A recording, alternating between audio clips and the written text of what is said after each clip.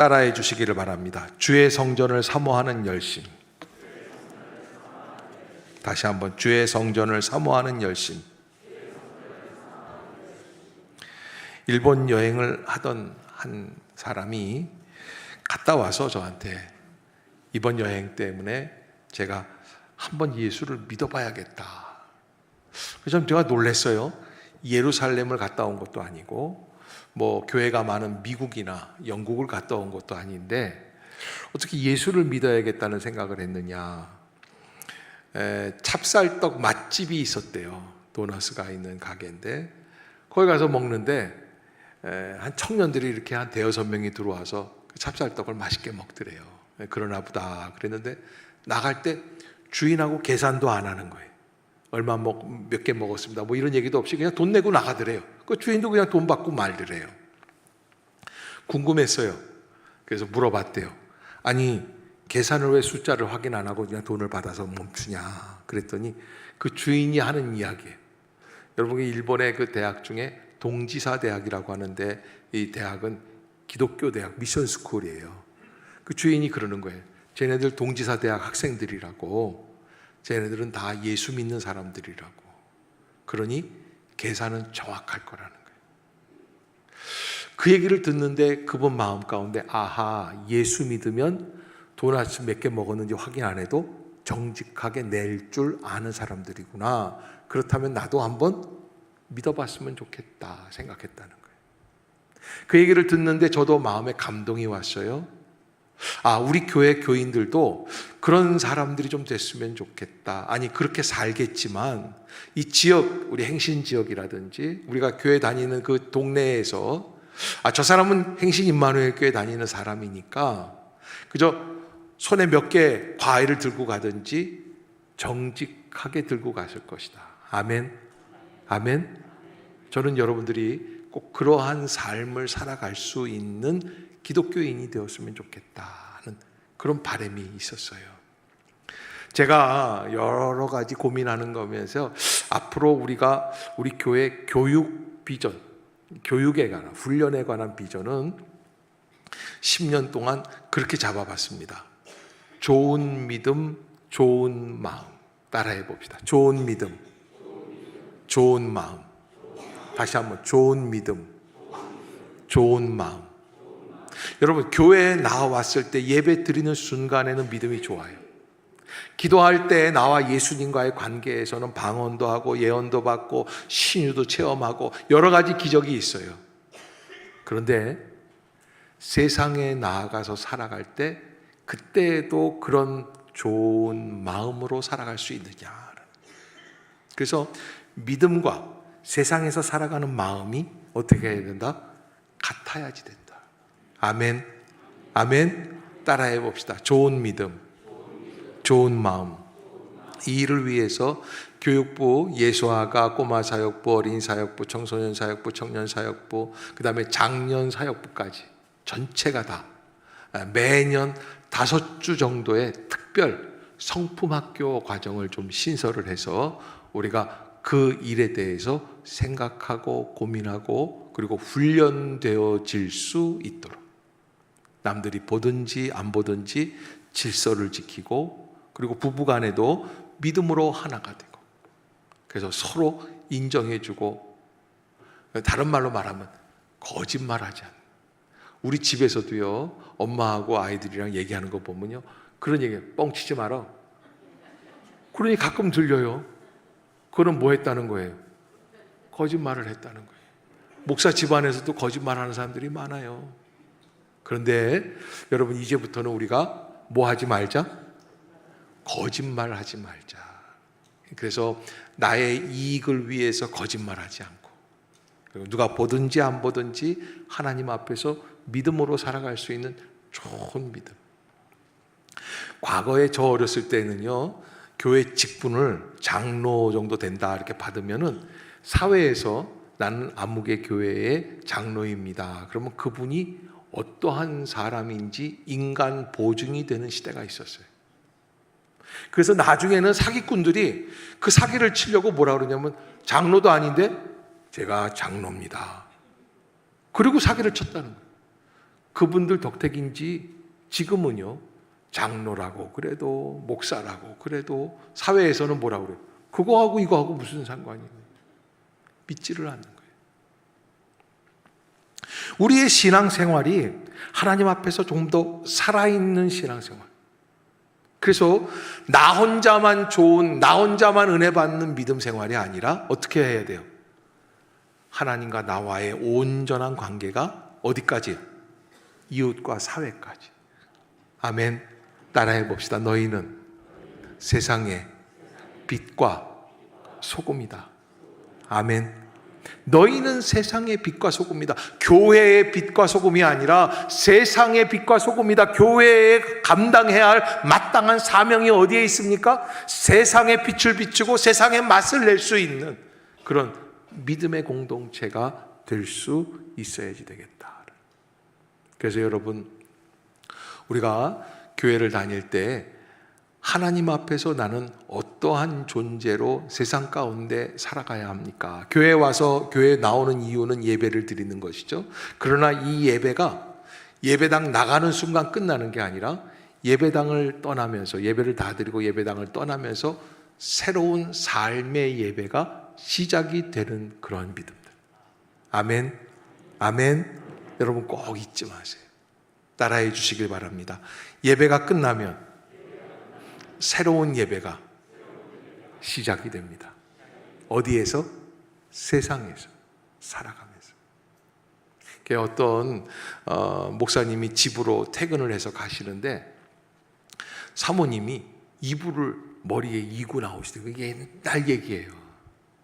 그래서 목사님이 물으셨대요. 아니 당신 이 밤에 이불을 머리에 이고 어디를 갑니까? 그러니까 아유 목사님 어서 오시오. 나는 교회 가서 자려고요. 아니 이 밤에 왜 교회 가서 이불을 피고 자려고 그럽니까? 당신이 교회에서는 천사, 집에서는 악마라. 천사 같은 그런 모습이 있는 교회 가서 살고 싶다. 물론 제 얘기는 아니에요. 저는 집에서도 천사예요. 왜 내가 나 같은 사람이 이렇게 얼마나 귀한 사람이 있는지 모르겠어요. 근데 아무튼 여러분, 우리가 신앙생활 하는데 교회와 세상이 분리되어 있는 삶은 안 된다. 그리고 지난 주간에도 이게 상가 가느라고 장례식장 가느라고 권사님들이 몇 분 오시면서 뭐라 그러냐면 그러시더라고요. 목사님 말씀대로 저 행신역에서 택시 타고 왔는데요. 택시에서 내릴 때 잔돈 안 받고 왔어요. 따라해 봅시다. 교회 갈 때 택시 타면 잔돈 받지 말자. 아멘. 그러니까 5,000원짜리 알아서 준비하세요. 10,000원짜리 내고 잔돈 못 받으면 억울하니까. 여러분, 우리가 신앙생활 하면서 어떻게 해야 세상 안에서 세상 가운데 있는 사람들에게 빛 되시는 예수 그리스도를 증거할 수 있을까? 그것이 좋은 믿음, 좋은 마음. 따라해 봅시다. 좋은 믿음, 좋은 마음. 내가 좋은 믿음 하면 여러분들은 좋은 마음 하는 거예요. 좋은 믿음. 다시 한번 좋은 믿음. 내가 좋은 마음 하면 그렇죠. 센스가 있어요. 우리의 신앙이 교회 안에서와 세상 가운데서 균형을 맞추는 삶. 또 예배와 가정이 균형을 맞추는 거예요. 어떤 세 가족이, 그러니까는 남편이 교회를 안 다니는데 부인의 손에 이끌려서 교회를 왔다는 거예요. 총동원 전도주일이에요. 목사님의 마지막 시간에 다 일어나서, 새로 나오신 분들은 일어나서 예수를 믿겠다고 결단하자. 그랬더니 다들 일어나는데 한 여자 집사님 남편만 안 일어나더래요. 그냥 안 일어나는 거예요. 왜 안 일어나냐고 꼬집고 그래도 안 일어나더래요. 집에 와서 물어봤대요. 당신은 교회 가서도 말을 안 듣고 왜 그따위로 그렇게 내가 좀 일어나라고 부탁을 하는데 왜 안 일어나냐. 그러니까 당신 같은 여자 때문에 내가 교회를 안 다니려고 그런다. 되겠어요, 말이? 그래서 오늘 아빠가 안 다니는 분들은 집에 가서 물어봐야지 돼. 뭐라고? 여보, 나 어때? 웃자고 얘기하는데 째려보는 분들이 있어요. 따라해 봅시다. 여보, 나 어때? 물어봐요. 그러면 땡이야 그러면 끝이에요. 당신이 최고 중에 최고다. 정말 천사 같은 사람이다. 저는 오늘 예수님의 삶을 되돌아보면서 이 요한복음 복음서라는 건 그런 거 아니에요? 예수님과의 만남, 예수님이 우리에게 오셔서 어떠한 일을 허락해 주셨다라는 것들을 알려주시는 건데, 예수님이 지난 시간에는 갈릴리 가나의 혼인잔치에 포도주가 떨어진 것을 채워주시지 않습니까? 놀라운 은혜를 허락해 주셨는데,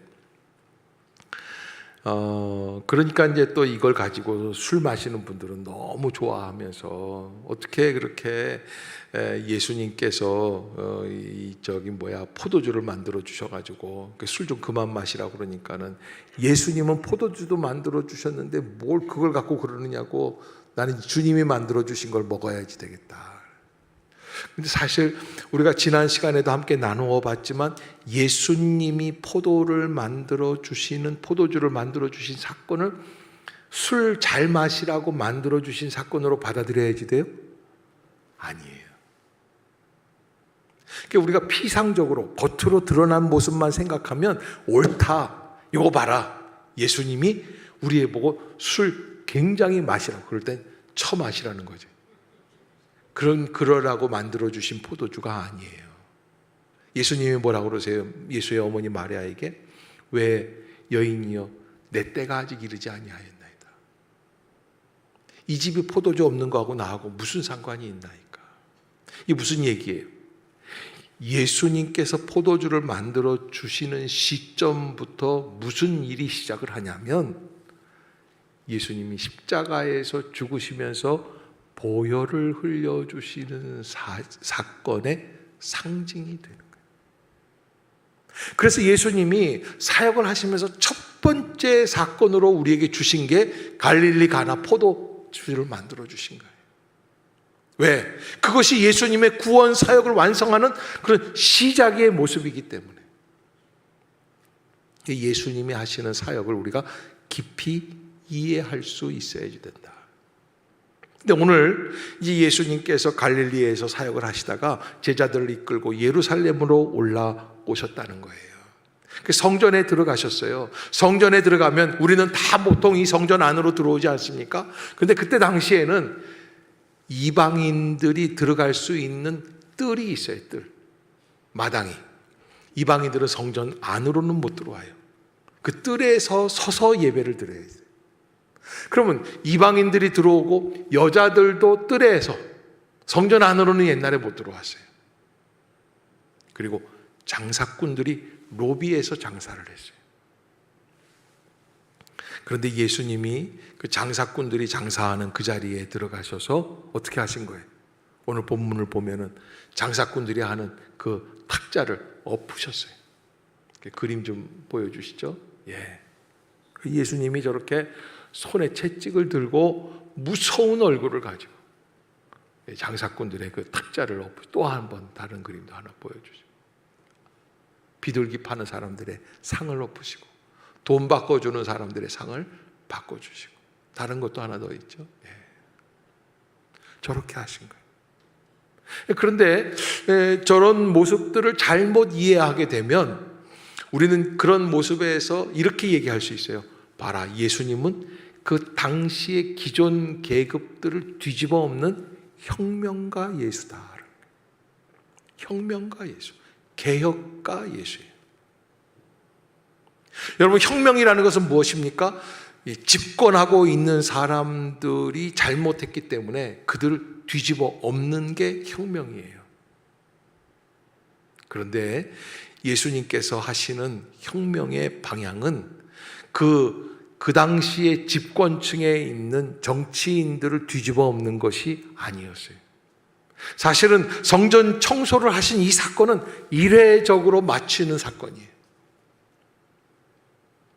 예수님이 오늘도 성전에 들어가셔서 뒤집어 엎으시고 그냥 욕을 하시고 때리시고 그랬고, 내일도 또 그렇게 하시고 모레도 그렇게 하시고, 마침내 대제사장들도 다 쫓아내시고 성전을 완전히 정복하셨다라고 한다면, 우리도 마음에 안 드는 사람들이 있으면 가서 뒤집어 엎어야지 돼.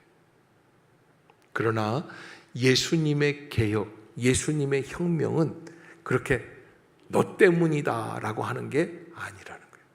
그럼 어떻게 하셨습니까? 예수님께서 그렇게 보여주신 것은 단 이례적인, 왜? 뭐라고 말씀을 하시냐면 이렇게 말씀을 하세요. 비둘기 파는 사람들에게 이르시되 16절에 보면 이것을 여기서 가져가라. 이것을 여기서 가져가라.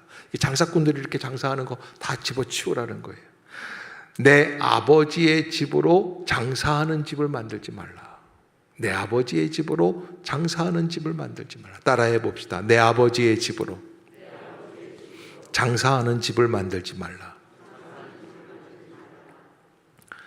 일부 때도 말씀을 드렸지만 제가 제주에서 목회할 때니까 한 30년 전이에요. 친한 장로님이 이렇게 저랑 같이 걸어가다가 복도에서 마주쳤는데 걸어가다가 우스갯소리로 얘기를 하시는 거예요. 목사님, 목사님들은 그죠? 주의 종이라고 하더라고요. 제가 그때는 31살에 안수를 받았거든요. 그러니까 30대 초반에 젊은 총각 같은 목사니까 스스럼 없이 그냥 그렇게 물으시는 거예요. 뭐라고 대답을 하나 보려고. 주의 종이라는 거예요. 그렇죠. 주의 종이죠. 그랬더니 장로님 뭐라는, 저는 주님의 아들인데. 그냥 처음에는 그냥 그랬는데 가만 생각해 보니까는 자기는 뭐예요? 주인 아들이고 나는 뭐야? 그러면 내가 뭐가 되는 거야? 그 장로님 종이라는 거야. 은근히 기분 나쁘더라고요. 그래도 뭐 친한 장로님이니까 거꾸로 웃고 맞아요. 또 목사가 그 자리에서 뭐야? 그러고서는 뭐 한번 싸워볼래 이러면 재미없잖아요. 목사 맛이 안 나요. 그래서 맞아요 장로님, 제가 장로님 종입니다. 그러고서는 웃고 지나갔어요. 그런데 여러분, 이번에 임직 받으시는 우리 장로님이나 권사님이나 집사님들에게도 제가 말씀을 드리고 부탁을 매번 드렸어요. 임직 받은 것이 인기 투표한 게 아니다. 아멘. 아멘. 여러분, 우리가 임직을 받고 사람들 앞에서 구별이 되어서 선택받게 되면, 그래서 장로로, 권사로, 집사로 임직을 받게 되면 우리의 마음속에 어떤 생각이 드냐면, 야, 사람들이 나를 알아주는구나. 내가 그래도 이 사람들에게 인기가 있구나 라고 착각을 하게 돼요. 여러분, 우리가 임직하게 되는 것은 무엇 때문입니까? 하나님의 선택으로 나를 불러주시는 거예요. 우리 교회는 제도상 어떻게 되어 있냐면 안수집사 권사님들 중에서 장로들을 뽑게끔 되어 있습니다. 수없이 많은 분들이 목사님, 저는 선거 전날 전화를 해서 저는 자격이 없습니다. 제가 볼 때는 자격이 충분한 분들이 목사님 제 이름을 좀 빼주십시오. 자진 사퇴를 다 하셨어요. 그래서 그분들 빼고 나머지 된 거예요. 이제 하는 얘기지만.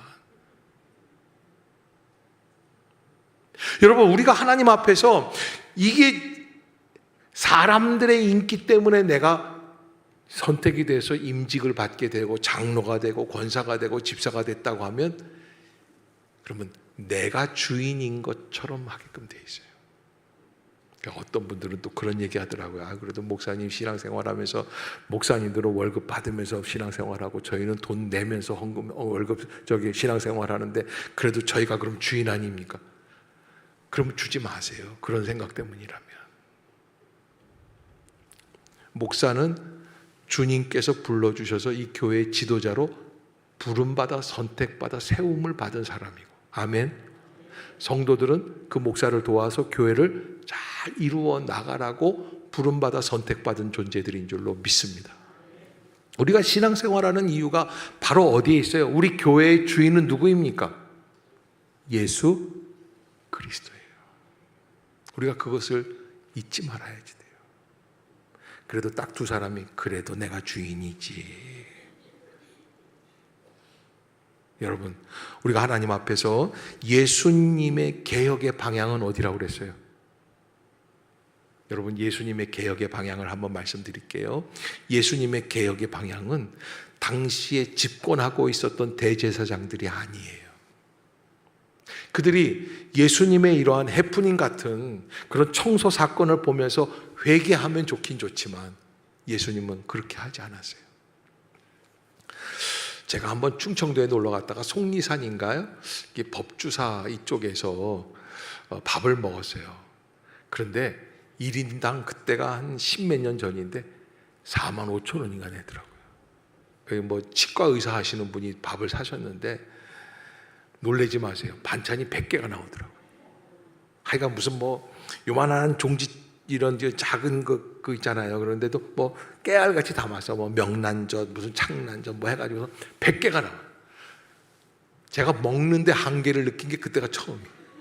잘 안 느끼는데 아이고 이거 도저히 힘들구나. 그 주인이 친절해서 나하고 이제 좀 얘기를 했어요. 이렇게 주거니 받거니 얘기를 하다가 이제 그래 이거 이 땅은 얼마나 합니까? 그러니까 목사님 여기는요 제 땅이 아니에요 그러더라고요. 아니 그러면 월세입니까? 그러니까 월세래요 월세. 근데 2년마다 한 번씩 그 갱신을 한대. 2년인지 3년인지 갱신을 한대. 아이고 그 월세가 많이 오르겠습니다. 그러니까 목사님 월세도 오르지만요 사실 여기 재계약하는데 제일 중요한 게 뭔지 아세요? 뭐예요? 그러니까 절간에 주지 스님하고 잘 보여야지 돼. 생애 최초로 주지 스님이 부럽더라고요. 그래 내가 나와서 보니까 밥집에서 나오니까 식당이 한두 개가 아니야. 거기가 100개가 넘어요 상점들이. 그게 다 누구 땅이에요? 그분 땅이라는 거예요. 제가 왜 이 말씀을 드리냐면 절간에 주지 스님들은 땅이 많다 이 얘기를 하려고 하는 게 아니에요. 예수님 당시의 대제사장들과 성전 안에서 장사하던 사람들의 관계가 똑같아요. 사실 그 사람들이 장사하는 이유는 영적으로 볼 때는 제사를 잘 드리려고 돕는 장사예요. 집에서부터 양을 갖고 와야 되는데 불편하니까 집에서부터 양 갖고 오지 말고 성전에 와서 양을 사라는 거예요. 그런데 성전에서 파는 양은 시장에서 파는 양의 2배, 3배야. 그러면 나머지 돈은 다 누가 갖고 갈까? 제사장들이랑 4-6제로 5-5제로 뿜빠이 해서 먹는 거예요. 그러니까 예수님께서 뭐라고 말씀을 하시냐면 내 아버지의 집으로 장사하는 집을 만들지 말라. 여러분 이 구절이 나오면요 좀 신바람이 나서 저한테 오시는 분들이 있어요. 목사님 이 얘기가 맞죠? 우리 맨날 여전도에서 땅콩 팔고 뭐 멸치 팔고 그러는데 그것 좀 그만 팔기 좀 하세요 목사님. 그냥 꼴보기 싫어요. 우리 교회는 안 계시지만 다른 교회는 그런 분들이 있단 말이에요. 그런데 우리 여전도에서 로비에서 땅콩 팔고 뭐 멸치 팔고 이러는 거는요 이거하고는 본질적으로 차이가 나는 거예요. 이 장사는 자기가 벌고 대제사장이랑 연탁이 돼가지고 서로 나눠 먹기식으로 해서 팔기 위해서 하는 거고, 여전도에서는 이런 한 푼도 내가 안 가져요. 여전도 회원들이 안 가져요. 다 뭐예요? 선교사님들 후원하기 위해서 하는 거예요. 아멘. 그런데 내가 이제 지난번에 보니까 멸치값을 뭐 요만큼 해가지고서는 뭐 5,500원인가 뭐 이렇게 파는. 그래서 아니 좀 뭐 세게 받아요. 한 10,000원씩 받든지 그래야지. 아유 목사님 모르시네요. 시장보다 비싸면요 이 동네 사람들 절대 안 삽니다. 부득불 시장에서 5,000원 하니까는 깎아달라고 그런데 5,500원 받아도 저는요 10,000원짜리 내고 택시비도 거스름돈 받으면 좀 그렇잖아요. 그런데 교회 와서도 멸치값 시장에서 5,500원 한다고 5,000원 한다고 500원 깎아달라고 그러고 막 그러는, 그래가지고서는 큰 부자가 될 수 있을까? 여러분 교회에서 뭔가 판매를 하면 많이 사주세요. 아멘. 왜 이렇게 대답이 적어요? 100만장자 되세요는 아멘 크게 할 텐데. 왜? 이거는 우리 배를 채우기 위한 게 아니라는 거예요. 저 해외 나가 수고하고 계신 선교사님들을 후원하기 위한 후원금이고, 이 장사를 안 하면 우리가 마땅히 헌금을 해서 도와드려야 될 분들이라. 그러니까 여러분들이 하나님 안에서 그런 분들, 그 헌신하고 수고하는 분들을 위로하고 격려하는 차원이 돼야지 돼요. 오늘 예수님께서는 내 아버지의 집으로 장사하는 집을 만들지 말라. 사실 장사하면, 장사라는 건 뭐예요? 거래야, 거래. 거래라는 건 뭐예요? 돈을 주고받고 가치를 주고받는 거예요. 네가 10,000원짜리 내면 나는 만 원에 상당하는 뭐 과일을 주든지 조기를 팔든지 생선을 주든지 그러는 거예요. 어느 교회 집사님이 정육점을 하는데 복날이 됐는데 닭들을 정육점에서 사가잖아요. 닭이 없어서 못 파는데 마지막으로 왔는데 마지막 사람이 와가지고 이러더래요. 아주 큰 닭 한 마리 달라고. 그런데 큰 닭이 없고 중닭밖에 없어요. 그래서 몸무게가 적게 나가면 작은 게 들통이 나니까 이 중닭으로 올려놓으면서 손가락으로 눌렀어요. 교회 집사님이. 아우 근데 작아 보인다 그러는 거예요. 아니 그래도 사가요. 큰 거야. 한 마리만 살 줄 알았더니 아니야 그럼 한 마리 더 줘. 한 마리밖에 없는 거예요. 그러가면서 아깝고 다시 달라고 그러고 더 달라고 그래. 이게 서로 주거니 거짓말이 탄로가 날죠. 여러분 이게 예수 믿는 사람들로서는 장사하는 것도 우리는 이윤을 남기기 위해서가 아니라 무엇을 하기 위한 거예요? 예수 그리스도의 이름을 높이기 위해서. 아멘. 성실한 마음으로 그 사람들에게 거짓말 없이 좋은 마음으로 거래를 하게 되면 우리 막내딸 아이가 아빠 저 오늘 저녁에 설거지 다 했어요. 착하다. 근데 걔가 뭐라 하는 줄 아세요? 3,000원 주세요. 여러분 이게 거래예요. 거래. 언젠가 들어갔더니 밥이 늦게 들어갔는데 그래도 밥을 차려주는데 반찬이 김치, 멸치, 우리 집은 다 치자로 끝나요. 속에서 은근히 부화가 나서 아니 나는 한 달 내내 버는 돈 다 갖다 주는데 주시는 반찬이 멸치, 김치. 이건 뭐예요? 그렇게 생각을 하기 시작하면 거래예요. 거래. 피곤한데 힘들지만 그래도 일어나서 밥을 차려줬구나. 가족 간의 사랑이에요. 교회도 마찬가지예요. 주님께서 그 장사하는 사람들에게 왜 이런 말씀을 하시냐면 너희들 양을 팔아가지고 하나님 앞에 제사를 드리는데 관심이 있는 게 아니라 양 한 마리당 몇 달러씩 남겨가지고 대제사장들과 나눠 먹을 생각만 하는구나. 주님이 보고 계시는 건 그거예요. 교회는 제사를 드리고 예배를 드리는 자리지 거래가 되는 자리가 돼서는 안 된다. 내가 얼마치 헌금했으니까 나에게 내 의견을 받아달라. 그런 식의 거래가 있어서는 안 된다는 거예요.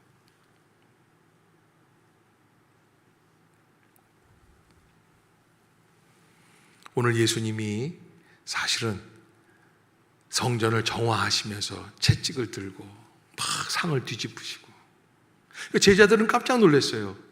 아니 사랑을 말씀하시는 분이 왜 갑자기 저렇게 막 저러실까? 화를 내실까? 그런데 그날 한 번 그러시고 끝나셨어요. 사실은 장사꾼들이 미워서가 아니라 그 배후에 있던 대제사장들, 그 잘못되어져 있는 기득권들, 이 사람들을 꾸짖으시는 거예요. 그러나 마침내 예수님은 그 꾸짖음을 시작으로 해서 나중에 마지막을 어디에서 맺으십니까? 십자가에서 자기가 죽으심으로 맺어요. 십자가에서 그 자기를 비웃고 조롱하면서 지금도 자기를 십자가에 못 박은 사람들이 거기 있어요. 대제사장들이. 그러나 대제사장들이 비웃고 그러는 상황에서도 예수님은 하늘을 바라보시고 뭐라고 기도하세요? 아버지여, 저들의 죄를 용서하여 주시옵소서. 저들은 자기들이 하는 일을 알지 못하나이다. 그게 뭐예요? 구원의 완성이에요. 예수님의 개혁의 방향은 너 때문이야가 아니에요. 나 때문이야. 못 살겠으니까 물러가라가 아니에요. 내가 더 잘해줄게라는 거예요. 우리 생각에 저 중남미 지역 가면은 이런 혁명적인 신앙이 있으면서 때려 부시자는 거예요. 그럼 잘 될 것 같죠? 칼로 찔러 죽이자는 거예요. 예수님도 채찍을 들으셨다는 거예요. 총으로 쏴 죽이자는 거예요. 기득권들을 쫓아내자는 거예요. 그러면 마음에 불이 확 타오릅니다. 그래, 예수님도 그렇게 하셨는데 혁명적인 신앙이 있으면 되겠구나. 그런데 그런 혁명은 진정한 용서와 구원과 회개를 이룰 수가 없습니다.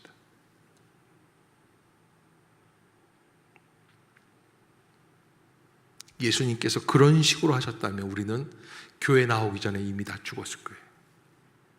우리가 이 자리에 있는 것은 주님이 우리가 깨닫고 회개할 때까지 어떻게 하시는 거예요? 기다려주고 계시는 거예요. 아멘.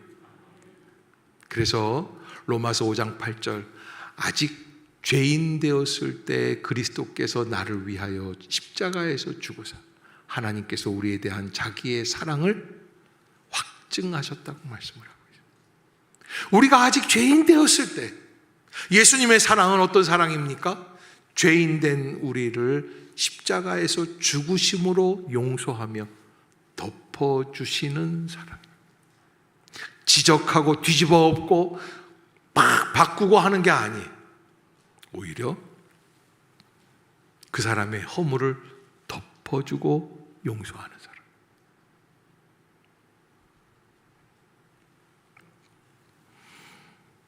오늘 본문에서 우리에게 주신 이 메시지를 잘 기억하시고 오늘 집에 가셔서 오늘부터는 너 때문이야가 아니라 누구 때문이야? 예수님의 개혁의 방향은 어디라고요? 나 자신이에요. 나 밖이 아니에요. 내가 아니라 너가 아니라 나예요. 나부터 잘합시다. 아멘. 여러분 잊지 마세요. 예전에 미국 대통령 클린턴이라고 하는 대통령이 있었죠. 힐러리라고 하는 여자 부인, 대통령 부인도 있었지 않습니까? 고향이 남부인데 차를 타고 이제 고향으로 가는데 기름을 넣고 있는데 기름 주유소 사장이 나와서 하고서는 그 부인 힐러리를 아는 체 하더래요. 그러니까 옆에 있던 클린턴 대통령이 그랬대요. 저 사람은 누구야? 아유, 고등학교 동창이야. 제가 왜 나를 꽤 좋아했어. 그랬더니 클린턴이 어깨가 으쓱하면서 뭐라 그러냐면, 거봐, 당신이 나랑 결혼했으니까 백악관에 있는 거지. 만약에 저놈이랑 결혼했으면 어디에 있겠어요? 주유소에서 기름이나 넣어주고 있겠지. 그러니까 힐러리가 탁 보고 있다 그러더래요. 웃기고 있네. 제가 나랑 결혼했으면 미국 대통령이 제가 됐어. 와, 여러분, 예수님의 개혁 방향은 그래요? 나 때문이야, 나 때문이야. 너 때문이야. 우리가 집에 가셔서 제발 나 때문이야 라고 말을. 네가 잘못해서 그런 거야. 왜 내가 너 같은 왼수를 만나가지고 자식이라고 지질이 말도 안 듣고 이러지 말고 나 때문이다. 네가 말을 안 듣는 것은 내가 너를 임신하고 뭘 잘못 먹었나 보다. 꽃게탕을 먹어서 네가 자꾸 삐딱하게 걷나 보다. 따라해 봅시다. 나 때문이야. 좀 세게. 나 때문이야. 아멘. 옆에 사람 쳐다보시고 저 때문입니다. 아멘. 여러분, 그렇게 회복하는 역사. 오늘 예수님은 성전을 정화하시면서 우리에게 개혁하라고, 혁명하라고 하시는 게 아니에요. 17절 마지막에 보면 제자들이 성경 말씀에 주의 전을 사모하는 열심이 나를 삼키리라 한 것을 기억하더라 라고 하는 이 표현은 시편 69편 9절에 나와 있는 말씀인데, 예수님께서 이렇게 성전을 사모하고 이렇게 제자들의 장사꾼들의 판을 엎으시고 이렇게 한 이 열정 때문에 결국에는 어디에서 죽으신다는 거예요? 대제사장들에게 밑보여서 십자가에서 죽으신다는 거예요. 그러니까 예수님이 이 일을 하신 것은 무엇 때문이라는 거예요? 내가 대제사장들의 심기를 건드려서 내가 마침내 십자가에서 죽어야 되겠구나 결단을 하는 내용이라는 거예요.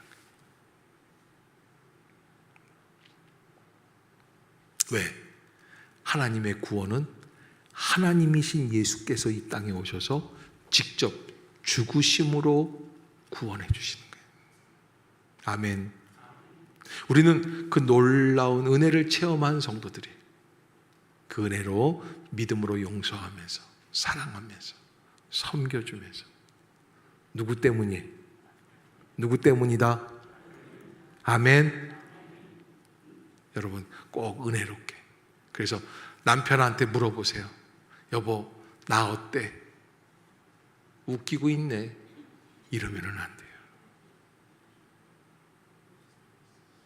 하나님의 은혜 가운데 주님 안에서 믿음으로 인정받을 수 있는 성도들. 그래서 가정 안에서 좀 양보하고 살고, 밥 달라고 그러면 김치, 멸치 이런 것만 주지 말고 또 뭐 맛있는 거 계란이라도 하나 풀어주고. 따라해 봅시다. 미운 놈 떡 하나 더 주자.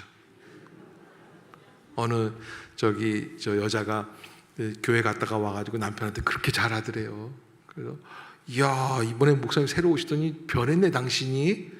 그리고 그 다음 주에 목사님한테 가서 그 남편이 감사하다고 그랬대요. 목사님 감사합니다. 그러고서 지난주 설교 제목이 뭐였어요? 주제가 그러니까 원수를 사랑하자입니다. 우리가 신앙생활할 때 어떻게 살아가야 할까? 여러분들이 한 번 더 깊이 생각해보고, 예수님의 개혁의 방향은 어디라고요? 나 자신, 나 자신. 너가 아니, 나 자신. 진정한 은혜는 그때부터 이루어져요. 그래서 따라해 주시길 바랍니다. 좋은 믿음, 좋은 마음. 아멘. 잊지 마시기를 바랍니다. 기도하겠습니다. 사랑의 하나님, 좋은 믿음, 좋은 마음을 주시옵소서. 하나님께서 주시는 놀라운 은혜, 주신 말씀의 깊은 뜻을 깨닫게 하여 주시고, 우리가 피상적인 믿음이 되지 않게 하여 주시며, 우리에게 구원을 주시는 온전한 뜻을 깨닫게 하여 주옵소서. 예수님의 이름으로 기도드리옵나이다. 아멘.